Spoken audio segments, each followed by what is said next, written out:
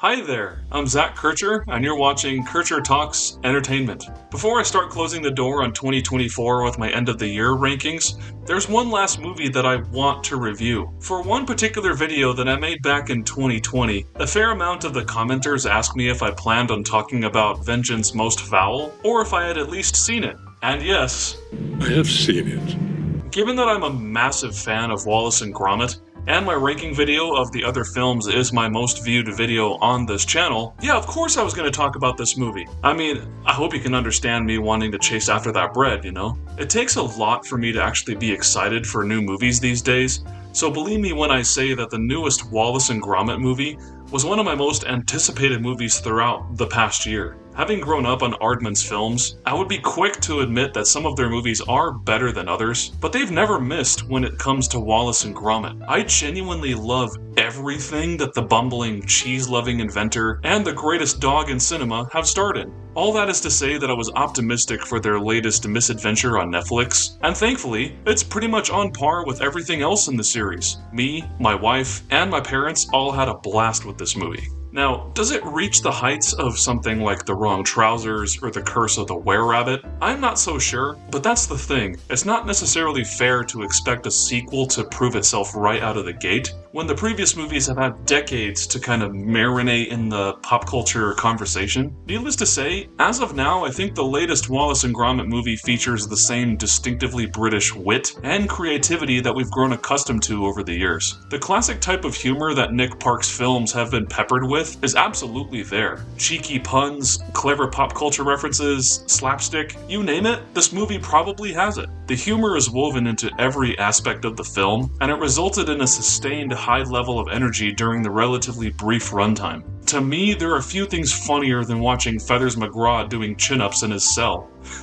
Just thinking about it is just funny to me. That's the thing, you don't really have to explain humor like that. The jokes in this movie are just funny on principle, and they're in abundance in this movie as well. This humor has the universal appeal, and that it can work for people of varying ages and senses of humor. I mean, me, my parents, and my wife were all laughing throughout the movie, just as we had with all the other films in this smashing series. Once I start introducing films like this to my daughter eventually, once she gets to the age of comprehending what she's watching, that is, I'll look forward to seeing how this type of humor resonates with her too. However, I reckon you expected Vengeance Most Foul to be at least as funny as the other films, as did I. It's not surprising that the movie turned out this way, given that Wallace and Gromit is to Aardman as Mario is to Nintendo. This franchise is just their bread and butter at this point, and there's a quotable line in just about every single one of these films. Even so, with Vengeance Most Foul being the first narrative feature in the series since 2008,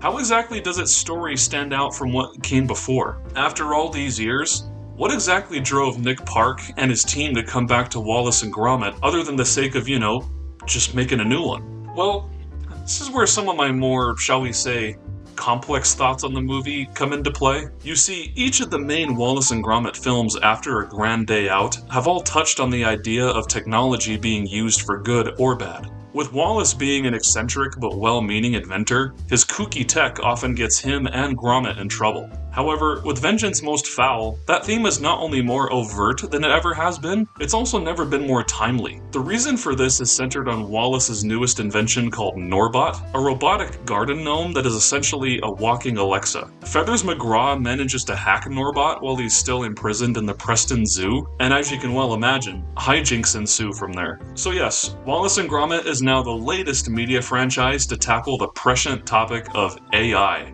Is it just me, or was every animated movie in 2024 about robots to some degree? Is the universe trying to tell us something? At first I found it kinda jarring that a Wallace and Gromit story was going all in with its depictions of modern tech. I don't think that means the film will be dated anytime soon, really. It just feels tailor-made to the here and now more than the other films did. After all, previous entries feature robots and other crazy gadgets, but those stories still felt separated from a specific time and place. They were similar to the Peanuts TV specials in that sense, where you could picture them happening either in the 60s or the modern era due to their timeless storytelling and messages. I can't say the same for this movie, given that it pokes fun at things such as surveillance, hacking, and even reCAPTCHA of all things. But does all of that detract from the experience of watching this movie? Not really. I mean, it's just an observation that you could call a glorified nitpick. In fact, I think the AI theme serves the story very well.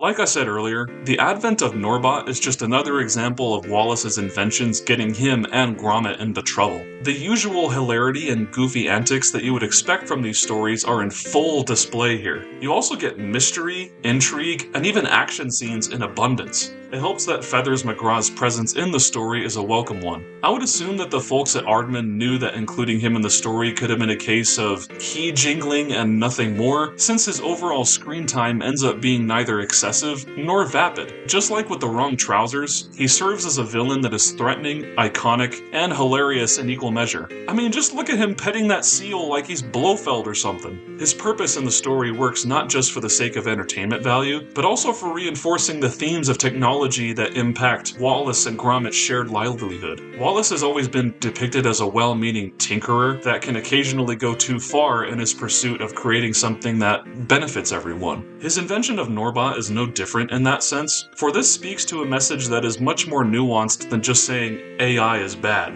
Instead, there's some genuinely meaningful commentary in here about how technology has, and should have, its place in assisting humanity, but with limitations. Genuinely, I could see both the merits and the downsides to having a little helper droid like Norbot around. The writers and animators alike were very wise to not make it out to be something you should outright fear or unquestionably embrace. On the flip side, some of the film's more memorable moments center around Wallace coming to grip with his over-reliance on technology, to the point that when his inventions fail him, he's as helpless as an anxious toddler. I'd like to think that most people would see the great humor and terrifying relevance such a concept would have to their lives. Ultimately, I mean, the growth that Wallace experiences as he relies on his ever-trusting and capable dog makes this yet another truly compelling adventure for their venerable duo. I'll also say this about how this film affected me. When I saw Wallace create a landscaping business out of Norbot going to, house to house and doing gardening in his very algorithmic way, that gave me a near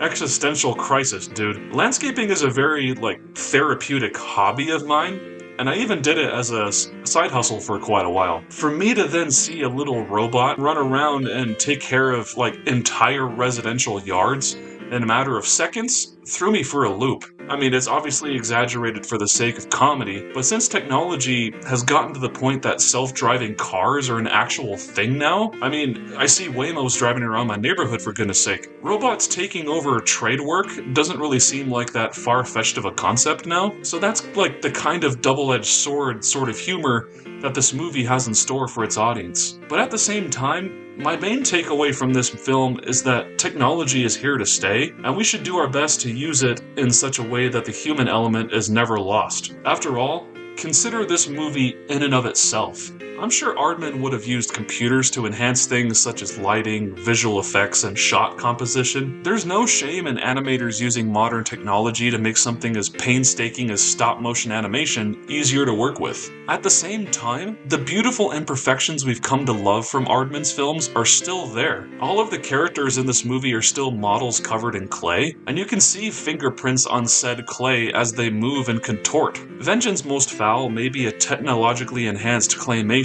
but at the end of the day, it's still a movie with a very human touch, and perhaps that signals the movie's biggest strength. For an industry that so desperately wants to adopt AI to cut costs, here comes an entertaining, thoughtful, and delightful little movie that is as literally handcrafted as animation could be. The geniuses over in Bristol, England, have given the most polite middle finger possible to Hollywood bigwigs, and for me, I just can't get enough of that. And if that sounds good to you, what other reason do you need to tune into Netflix right now and watch it?